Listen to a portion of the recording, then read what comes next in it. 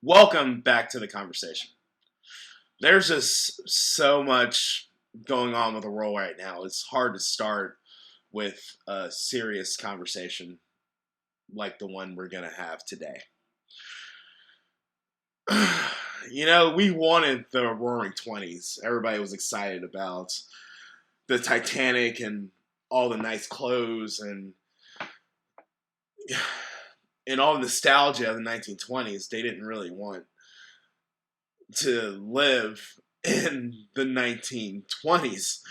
We are being forced to come face to face with our demons that we have masked with our entertainment, our bravado, our belief that we are somehow superior to the realities in this world. I mean, first it was COVID-19 that showed how vulnerable we are with our hospitals and our medicines and our vaccines. And now we're forced to confront our dark history of race in this country. George Floyd, this isn't anything new. It's a new name, a new face on it. And the video is just so blatant.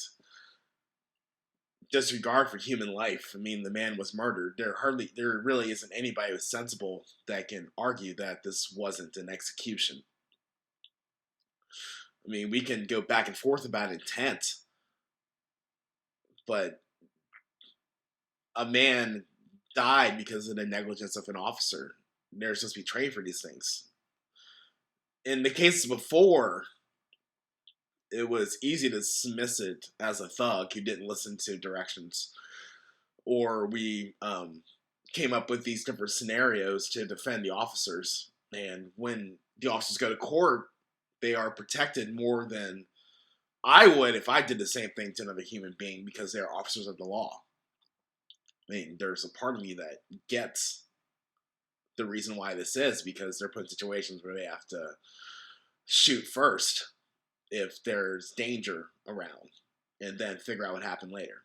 I get that, but this is nothing like that.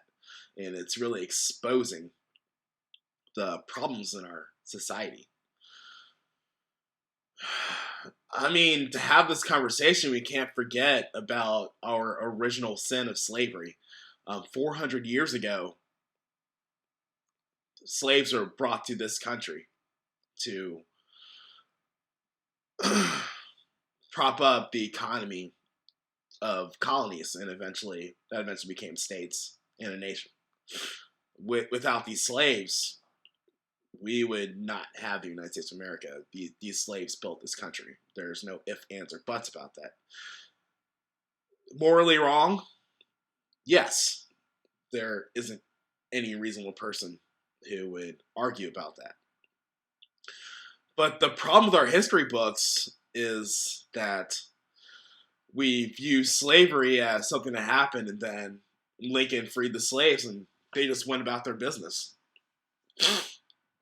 But it didn't work like that.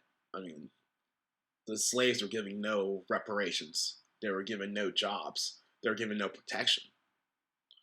In the South, this is what started with Jim Crow, because all of a sudden you have all these free blacks out here who want the same opportunities as everybody else.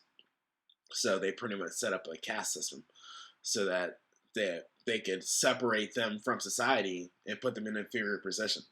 As many of you know, with slavery, the reason why it went on for so long is because they set up social codes where black people couldn't read, black people couldn't travel, they couldn't have their own money, all type of things to keep control. And all Jim Crow did was continue this so that black people couldn't be in certain parts of the community. They couldn't associate with white women, and and they couldn't go to the same schools as whites. They had to drink from separate water fountains. They had the right to refuse service to black people. This was our reality after slavery. Now, I ask you, is this freedom? Now, I know some of you will pop off and say, well, that was the South. Well, in the North, they had a different way of dealing with it, where they still had the segregated society, but it was more of a quiet code. It wasn't written in the law. And blacks still couldn't get loans, so that kept them out of the white neighborhoods. And we also don't talk about what happened when black society came together to start having their own businesses, having their own money, and start to thrive in what they call Black Wall Street. And then we have Tulsa, Oklahoma, where the whites came in and massacred them. And we don't get that in our history books. We don't have a full representation of everything that happened. So when we flash forward to our society today, and you see people of color speak out about this history, people of color speak out about the pain and the anger that's been passed down from generation to generation. The reaction from the ignorance of not knowing these things in the full history, and how this pain and being held back passed down from generation to generation, the instinct for people to say is like, oh yeah, well, all that happened, get over it. Now, we have progressed as a society, and we look at entertainers like Will Smith, Dr. Dre, Jay-Z, who are millionaires now. And we use that to say that, oh, it's okay. If you work hard enough, you can rise above racism. We had our first black president, Barack Obama, and we all ran around saying, oh, we have a post-race America. Racism is dead. But we didn't really critically think about what would happen if it wasn't President Barack Obama. It was just Barack, and he was driving in Chicago. Let's just play devil's advocate, say he was on the wrong part of town. That means he fits the profile. He can be pulled over and questioned and beaten. So let's take this a step further before we go into all the names in our recent age of cameras and putting it online and putting all the evidence out there. So what happened all these years before the advent of the cell phone camera, the video camera, and Rodney King? How many men and women died from police brutality and they never had a voice? They never had a shot. I mean, how would they go to court? This officer is protected by the court system as a part of the court system. And you're going to say, this cop beat me. Where's your evidence? So let's take that to now. I mean, in my generation, first experience was Rodney King. On camera, getting beaten by cops everywhere with nightsticks. And this was on full display to the world. And we still had defenders say, oh, he was on PCP. Those cops did not follow protocol. And of course, they got off. I mean, he got money later, but the point is still there. And then how about the men and women that followed? Cops breaking in the door and killing a woman because they went to the wrong house.